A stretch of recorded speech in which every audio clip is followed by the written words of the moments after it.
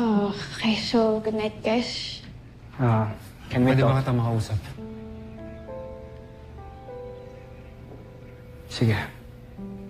Kaya na lang muna ni Mark mag-usap. Next time na ako. Teka, Steve.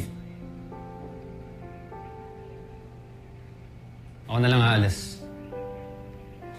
Saka na tayo mag-usap. Good night.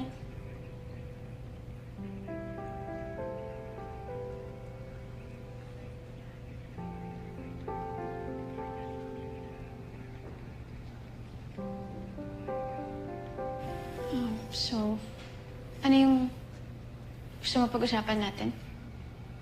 Totoo ba yung sinabi mo kanina, Jamie? Alin dun? Na mahal mo ako.